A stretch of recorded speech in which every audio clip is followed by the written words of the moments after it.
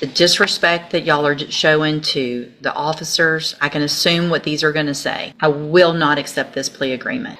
I'm sick of it. The jail's sick of it. Thank you, Ms. Morfino. All right, sir, are you Camden Jackson? And Mr. Harris, will your client waive the formal reading of the indictment? Yes, Your Honor. Give me just a second to get it.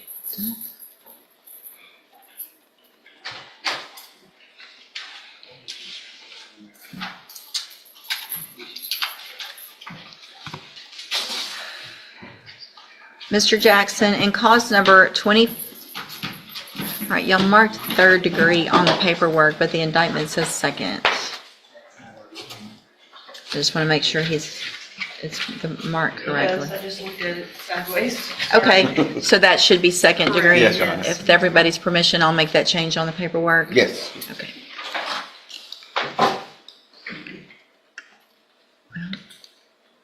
And apologies for my handwriting because it's horrible. It's hard on the tablet. You're good. All right, so you're charged in cause number 25 DCCR 0114 with the second degree felony offense of engaging in organized criminal activity from January 10th of 2025. And how do you plead to that charge? Guilty. Are you pleading guilty freely and voluntarily? Yes, ma'am.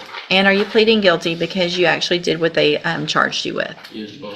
I have here on the computer some documents that have your signature on them that the state has marked as exhibit number 1. Before you signed these, did you go over them with Mr. Harris? Yes, ma'am. Do you fully understand them? Yes, ma'am. And do you understand if I follow the agreement that you've made with the district attorney that you'll be waiving or giving up any right to appeal? Yes, ma'am. And it looks like the agreement that you've reached is for a 7-year deferred probation. There would be a $500 fine, and you would be required to follow all of the rules and conditions of probation, which could include me ordering you to some upfront treatment like ISF or something like that. And it looks like that's what the state's going to be requesting. Do you understand? Yes, ma'am. And that decision's up to me when we come back for sentencing. Yes, ma'am. Do you also understand, excuse me, if you're not a U.S. citizen, that a plea of guilty or no contest may result in your deportation, exclusion from admission to the country, or denial of naturalization under federal law? State tenders number 1. No objection, Your Honor. It's admitted. Is there any evidence that Mr. Jackson's not competent? No, Your Honor. All right, Mr. Jackson, I'm going to find that you entered your plea of guilty freely and voluntarily. Find that you're mentally competent and you understand the nature and the consequences of your plea. Find sufficient evidence to find you guilty. However, I'm going to reset your case so that the probation department can do a pre-sentence report. That'll give me more information about you, your case, and then we'll come back later for sentencing. Before we go forward, can you look real quick jail incident reports and see if there's any on this one? And Judge, I was, if I may, going to address that between January and the end of February. So obviously we've had quite some time that either they have not gotten to my file or the court's file. There were at least 8 pages full of write-ups. I would ask the court, Mr. Jackson committed this offense 6 days after he turned 19. It's obviously very serious. He was with a co-defendant, Mr. Bushnell, who's already entered a plea involving firearms, etc. I would ask if the court would consider your usual admonishment of if that behavior continues pending the PSI, that I reserve the right, as does the court, to just reject this offer and possibly send him to prison. Mr. Jackson, you're probably, I don't know if you're in the same dorm as some of the other ones that have been Yes. absolutely ridiculous acting up in the jail. Yes. So there's somebody, I think it was last week, that came in with a deal like this for a probation, and he didn't get it, and he's sitting back out at that jail. I do not have to accept this plea agreement. I'm going to read every single one of those jail incident reports. The disrespect that y'all are showing to the officers, I can assume what these are going to say, because y'all are all out there. It's the same group that's doing all the same thing, fighting, not following instructions, talking back, calling names. I'm going to read all of that. And let me tell you, if you have one between right now and your sentencing, I will not accept this plea agreement. I'm sick of it. The jail's sick of it. And I'm going to do whatever I can to make that place a better place for those people to go work who are out there just trying to do their job. Do you understand? Yes, ma'am. 1. We're not going to come in and say it was somebody else's fault. I only got 1 or I got 3 and that's not that bad. You can go out there and tell them, I want to get out and be on probation. I don't care what you guys want to do. I'm going to behave. If you have to sit on your bunk all day long and be quiet for the next 5 weeks, then that's what you do. Right? 5 weeks, rest of your life. What do you think? Show me you can do it, okay? All right, and go back with the bailiff. Thank you, Your Honor. Yes, sir. All right, so you're Raphael Glover, and this is cause number 24 DCCR 0232. Mr. Glover's case was set for trial a couple of weeks ago. We were about to start with jury selection. Mr. Himmler filed a motion to quash the indictment based on some relatively new cases that have come down from the Fifth Circuit as well now from the Supreme Court with regard to underlying offenses on unlawful possession of a firearm by a felon. I have done a substantial amount of reading of those cases and reviewing all of that since the last court date. I know your position, obviously, Mr. Kimmler, Mr. Nichols. What is the state's position? Judge, after looking at those myself, I think we're in the Fifth Circuit case dealt with the underlying felony of being a simple possession of drugs. The Supreme Court ruling wasn't so much felon possession of firearm, but a firearm in the possession of a firearm by a drug user. So that was kind of the main theme under all those cases was simple possession, simple drug use does not equal dangerousness. In this instance, Mr. Glover's prior is for child endangerment.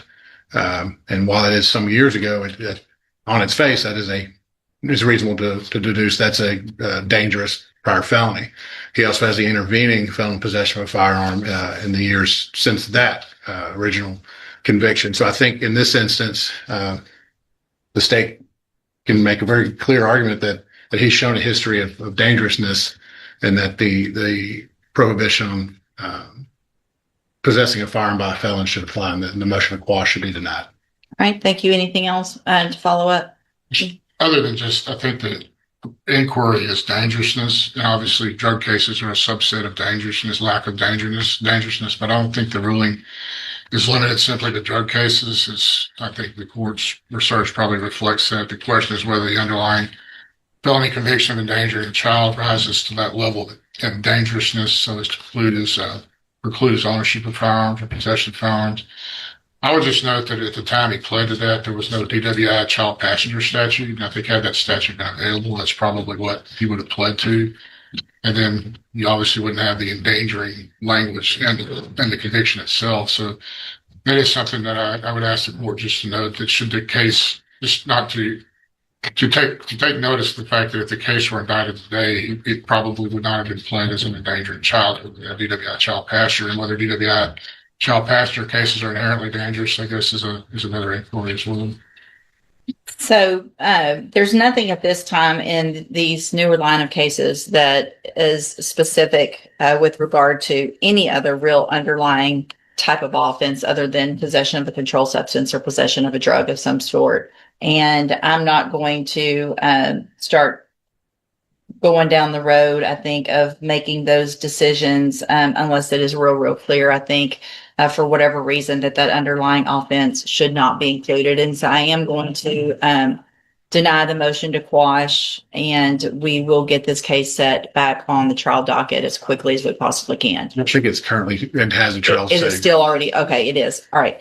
And just also part of that finding that I'm making is based on the actual facts of the underlying case, regardless of whether or not it's an endangering a child or nowadays a driving while intoxicated with a child passenger. I would think regardless, it's the same, that the facts of this case as reviewed with a young, I think it was a 9-month-old or 8-month-old sitting in the lap of the passenger in the front seat of the car. I think that in and of itself is dangerous, whether it's a DWI or an endangering a child, either way. So that is the basis of my findings. So we will move forward with trial at that next court date. Sure. All right. Thank you, Your Honor. You can, you're free to go, sir.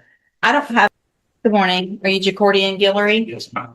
And Mr. Guillory has two cases. 23 DCCR 1225 is a motion to revoke probation. Underlying offense is evading arrest or detention with the use of a vehicle. And then we've got 26 DCCR 0631, a new offense of evading arrest or detention with the use of a vehicle. And what is the announcement? Your Honor, I've reviewed the discovery in this case and discussed it with Mr. Guillory. He's advised that he did not commit the new offense, although the state's conveyed what I consider to be a reasonable offer to dispose of the NTRP in the new case. Since Mr. Guillory is maintaining that he's innocent of the new charge, I have to set it for hearing. So I would, I plead not true. so we want to go through the motion then and go forward on that motion instead of the, let me get that pulled up. And are there any videos or anything that you need some time to watch? No, I don't think from reading the file, there were some videos that identify the defendant. Or actually identify the person operating the motor vehicle. Oh, okay. All right. Give me just a second to get that pulled up. I do have some media on that, Judge, and I'll make sure that Mr. Kimler, if he indicates to the court that he is retained on that case, I will make sure he has access to discovery, and I'll make a copy of that. I've got them on both cases. Okay. So if you'll make that request, Mr. Kimler, it sounds like there may be something that, And also, Judge, at the appropriate time, if I might just ask the court some questions regarding the bond issues, I'd appreciate that.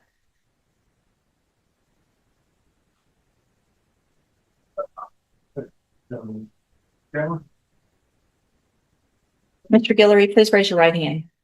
Do you swear or affirm the testimony you're going to give in this hearing will be the truth, the whole truth, and nothing but the truth? Yes. You can put your hand down, and will he waive the formal reading of the motion? You will.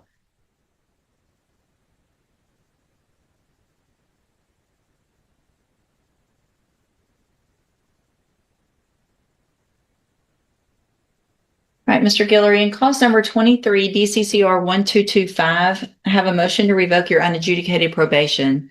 Shows that you were placed on probation January 6th of 2025 for the offense of evading arrest or detention with the use of a vehicle, and that was a 4-year deferred probation. Is that correct? Yes.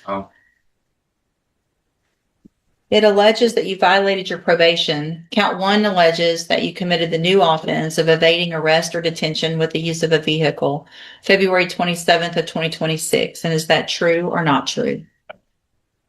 Count 2 alleges that you failed to work faithfully at suitable employment and provide verification of that. Is that true or not true? Not true, because It's okay. I'll get the explanations later. I just need to know true or not true. yes, Count 3 alleges that you failed to remain in Jefferson County as ordered and that you were in Harris County, February 7th of 2026. And is that true or not true? Count 4 alleges that you failed to provide and maintain an accurate residence address with probation officer.